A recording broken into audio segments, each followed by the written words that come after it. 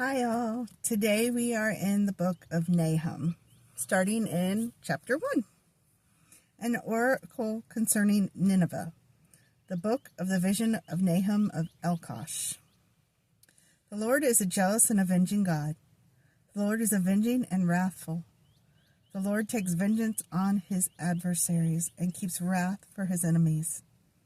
The Lord is slow to anger and great in power, and the Lord will by no means clear the guilty. His way is in whirlwind and storm, and the clouds are the dust of his feet. He rebukes the sea and makes it dry. He dries up all the rivers. Bashan and Carmel wither. The bloom of Lebanon withers. The mountains quake before him. The hills melt. The earth heaves before him, and the world and all who dwell in it. Who can stand before his indignation? Who can endure the heat of his anger? His wrath is poured out like fire, and the rocks are broken into pieces by him. The Lord is good, a stronghold in the day of trouble. He knows those who take refuge in him. But with an overflowing flood he will make a complete end of the adversaries, and will pursue his enemies into darkness. What do you plot against the Lord?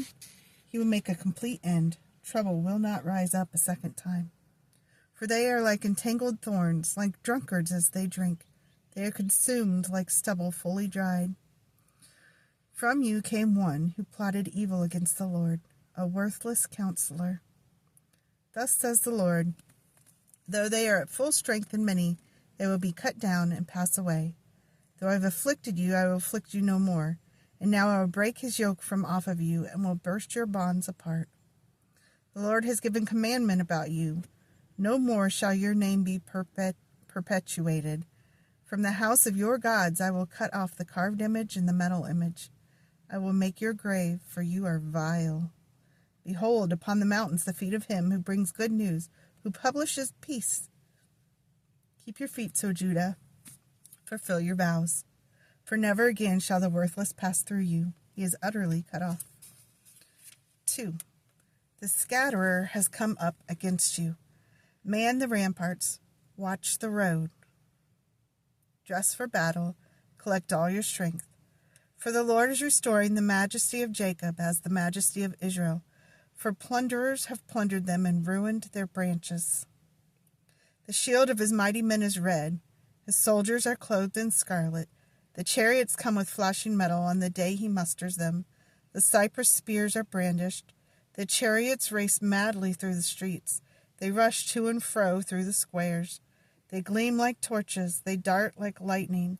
He remembers his officers. They stumble as they go. They hasten to the wall. The siege tower is set up. The river gates are opened. The palace melts away. Its mistress is stripped. She's carried off. Her slave girls lamenting, moaning like doves and beating their breasts. Nineveh is like a pool whose waters run away. Halt! Halt! They cry, but none turns back. Plunder the silver, plunder the gold. There is no end of the treasure or of the wealth of all precious things. Desolate, desolation, and ruin. Hearts melt and knees tremble. Anguish is in all loins, all faces grow pale. Where is the lion's den, the feeding place of the young lions? Where the lion and lioness went, where his cubs were, with none to disturb? The lion tore enough for his cubs, and strangled prey for his lionesses. He filled his caves with prey, and his dens with torn flesh. Behold, I am against you, declares the Lord of hosts, and I will burn your chariots in smoke, and the sword shall devour your young lions. I will cut off your prey from the earth, and the voice of your messengers shall no longer be heard. Woe to the bloody city, all full of lies and plunder, no end to the prey, the crack of the whip and rumble of the wheel, galloping horses and bounding chariot, horsemen charging, flashing sword and glittering spear, hosts of slain, heaps of corpses, dead bodies without end. They stumble over the bodies.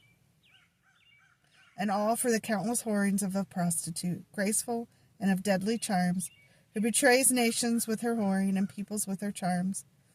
Behold, I am against you, declares the Lord of hosts, and will lift up your skirts over your face, and I will make nations look at your nakedness, and kingdoms at your shame. I will throw filth at you, and treat you with contempt, and make you a spectacle. And all who look at you will shrink from you and say, wasted is Nineveh. Who will grieve for her? Where shall I seek comforters for her?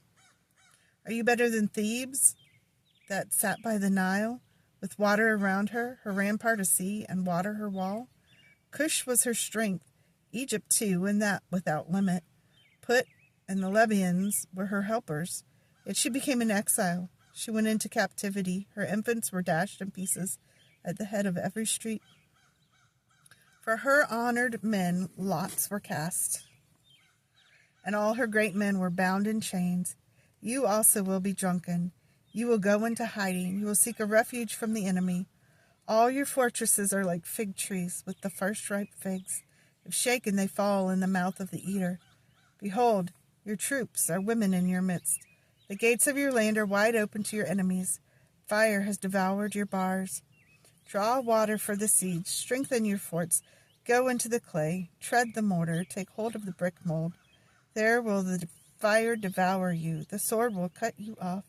It will devour you. It will devour you like the locust.